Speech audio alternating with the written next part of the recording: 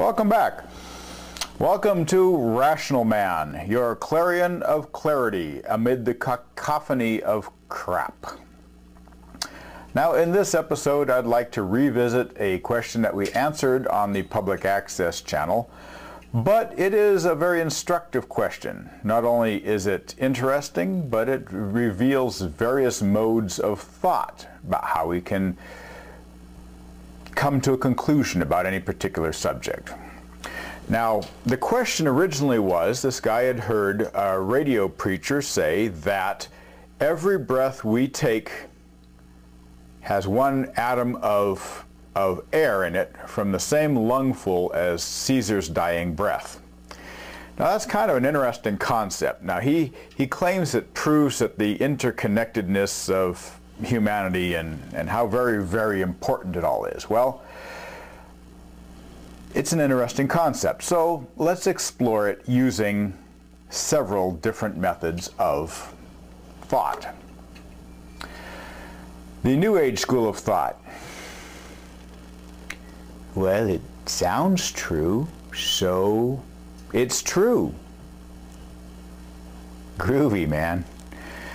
Okay, and then there's the scientific method of thought.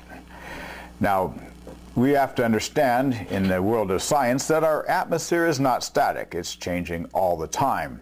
There are 1,000 processes by which we gain and lose atmosphere every day, from whether it boils off into space or we're retrieving new material from meteorites, tons of which come into our atmosphere every day. Or simple processes like people breathing, plants fixing nitrogen, cars spewing carbon monoxide, that sort of thing. Anyway, the first question would be,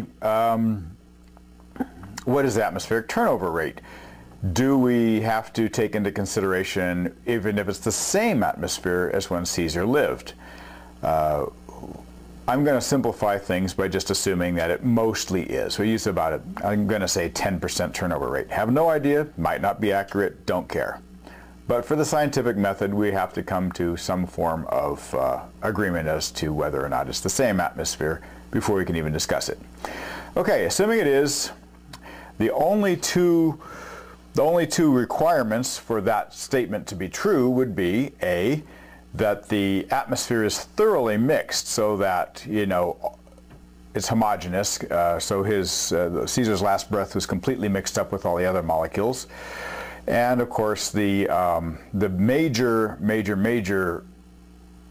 sine qua non would be that the number of lungfuls of air the whole world around has to be equal to or less than the number of atoms or molecules in a single lungful of air. Okay? Now, I'm going to say molecules because obviously the preacher, meant to say molecules because he probably can't tell the difference between an atom and a molecule. Just for our references, though, nitrogen, N2, oxygen, O2, CO2, these are all molecules, right? Because they have more than one atom in it, except for argon, which comprises less than 1% of our atmosphere anyway. So let's assume that if he had studied science and for some reason still became a preacher, that he really meant to say molecule. Okay? All right. Now, if you accept the above premises and use the estimate of 10% of the atmosphere, blah, blah, blah. All right. Now, there's one other requirement, and that is that you and Caesar have normally sized lungs, which is somewhere between 2 to 5 liters. And of course, it also would be helpful to assume that Caesar's lungs were not full of blood during his last breath, which is not a very good bet, actually. Okay, anyway, a rational person doesn't need to do these calculations because he can look past the gee whiz aspect, which is to marvel at the complexity and gigantness of our, atmosphere and the tiny, all that other crap. Okay, the actual question was, the actual illustration was that how interconnected we are and how much it matters. Well, obviously, it doesn't matter at all, because if your molecule hadn't been from Caesar's breath, it would have been from someone else's. You know, I mean, it could have been Einstein's or Hitler's or billions of people you've never even met. Or it could be dog breath or dinosaur farts or... Okay, now I've said too much. But the effect of interconnectedness to people in this regard is negligible. If it wasn't those people, it would have been somebody else. Now, thanks to Hollywood, we already know that we're all related to Kevin Bacon for some reason. If that doesn't bother you, then knowing that all the air that you are breathing has already been breathed by everyone else on the planet shouldn't really barf you out too badly. Although, strangely, it kind of does, doesn't it? Really, though, on the balance, though, disregarding all the people in the world whose breath has been started with, it is a little scary to think of all the things that we are inadvertently breathing, like Chernobyl, strontium-90, those Pacific Islands the French nuked a couple of years ago, Tammy Faye's hairspray, all of which I'm quite certain are still circulating out there somewhere. Anyway, onward and upward. Let's see what we have today. Oh, right.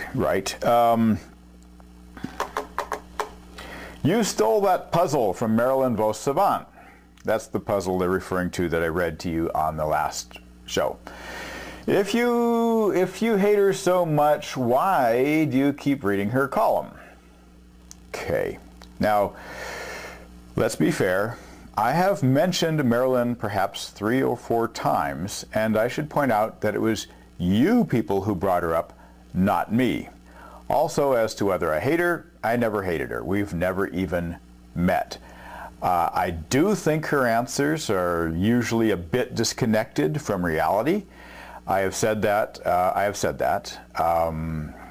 This is not uncommon for academics. Most of them have never experienced real-world problems in person. Aristotle was like that too, and for the record, I never met him either. About the only thing I resent about her is that she never contributed to the world on a level commensurate with her abilities. She could have been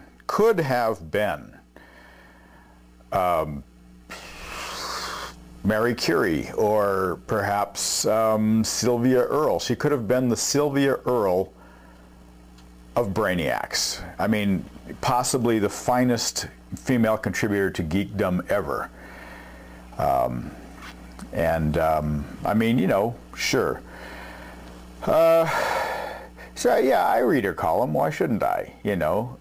And besides, I like her numbrics puzzle that she does. Although personally, my newspaper prints it so small that I can't write the numbers. I have to use, you know, like arrows, which actually I prefer anyway. So anyway, don't hate Marylin. Love to meet her.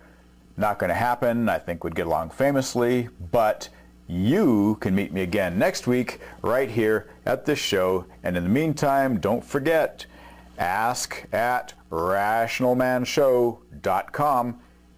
Send me your questions, your comments, and of course, if you have a jingle, send that along too. Remember, we don't have an intro yet, so it's wide open. Anybody out there could still be the bare naked ladies to my Big Bang Theory. Looking forward to it. See you next time.